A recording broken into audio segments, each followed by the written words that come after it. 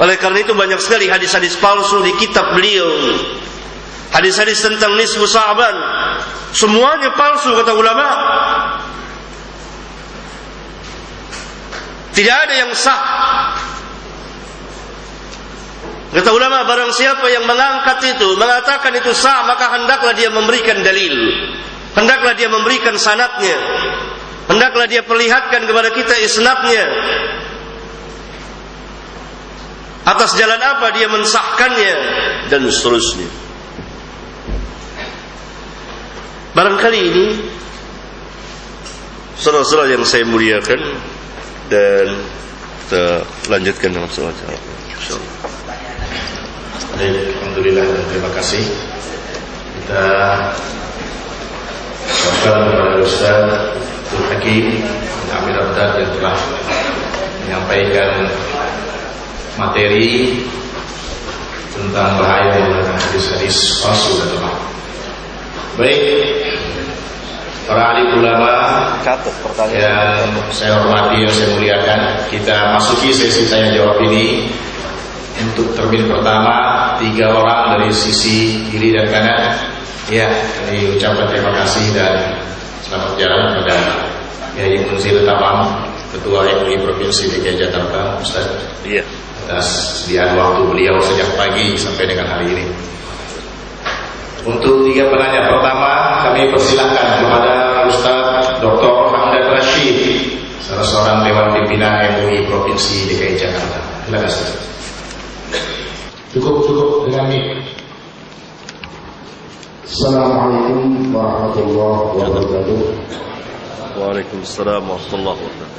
Menarik sekali yang kita bahas pada siang hari ini, bahwa kita Islam memang harus selektif di dalam menggunakan hadis, sehingga tidak menggunakan hadis-hadis yang dhaif, apalagi yang maudhu'. Barangkali kalau dhaif masih ada yang memperbolehkan, sepanjang itu terkait dengan fadhul amal. Bahkan Imam Hambali sendiri beliau lebih senang menggunakan dhaif daripada analisa akal. Tapi saya sependapat bahwa kita memang harus menghindari hadis maudhu' supaya kita tidak jatuh pada sabda Nabi yang mengatakan man hadatsa 'alayya muta'ammidan falyatabawa al-nar. Dalam kaitan dengan masalah kriteria ini, memang kita melihat dalam ulumul hadis itu kan bermacam-macam. Membuat kriteria hadis yang sahih, hasan dan dhaif. Bahkan nanti dalam bidang akal sendiri, Imam Hanafi hanya menerima hadis yang mutawatir minimal masyhur.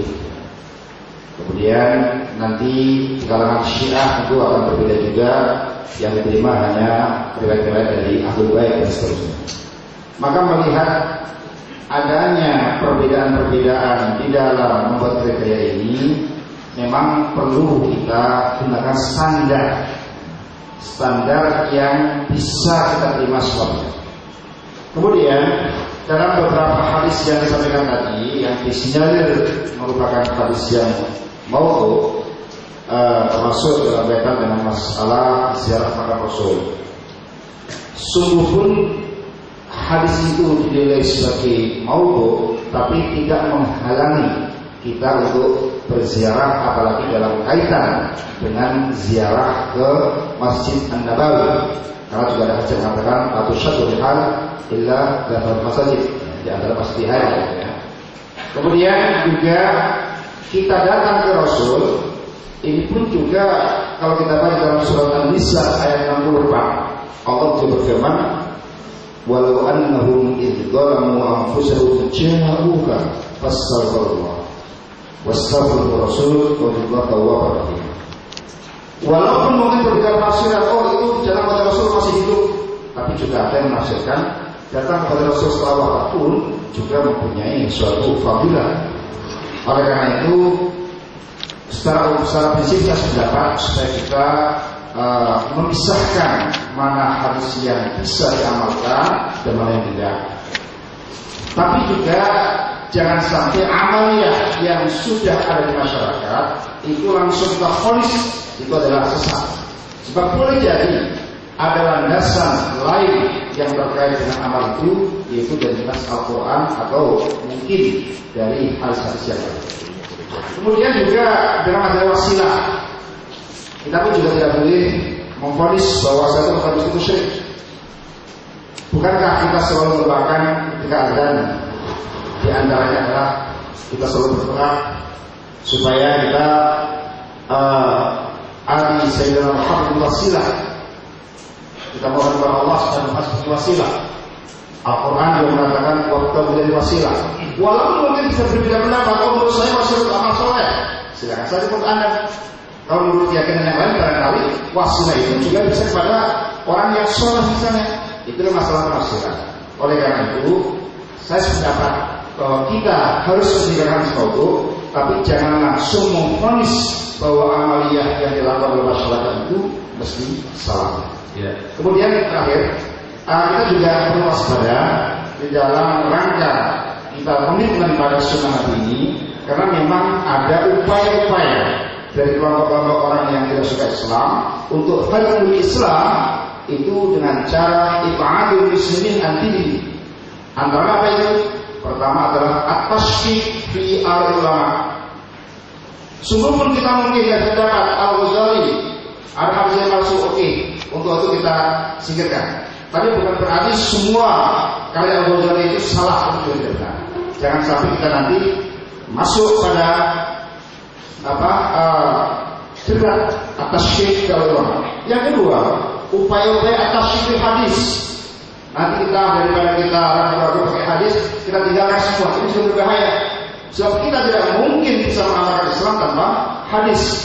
Karena sendiri perintahkan pada kita atiullah wa rasul. Bagaimana mungkin kita taat Rasul pakai hadis? Yang paling berbahaya lagi adalah at-tashkik fil Quran.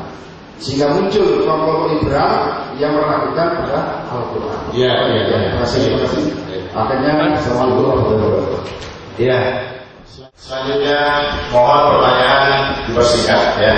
Mengingat yang lain masih. Assalamualaikum warahmatullahi wabarakatuh.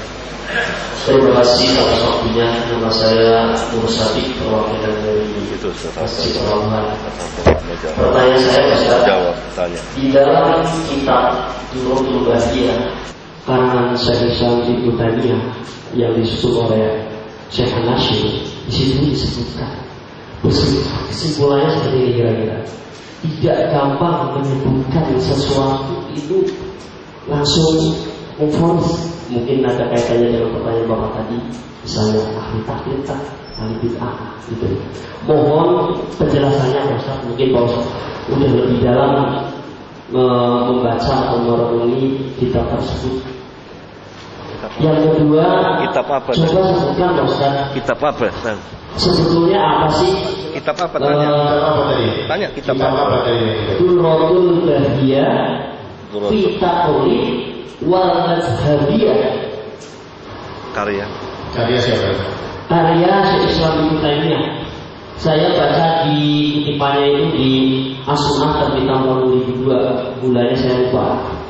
As-Sunnah 2002. Susunan Syekh An-Nasyir. Terus pertanyaan kedua Ustaz, tolong jelaskan sebetulnya sunnah itu yang bagaimana antara qauliyah, fi'liyah, takrifiyah. Masalahnya mungkin mengambil suatu hadis karena itu bukan suatu sabda Rasulullah, mungkin dari sahabat atau mungkin tabi'in. Walaupun itu bukan larangan, mungkin dituliskan atau bagaimana bisa menjadi landasan sebuah hukum gitu. Terima kasih Ustaz. Assalamualaikum warahmatullahi wabarakatuh.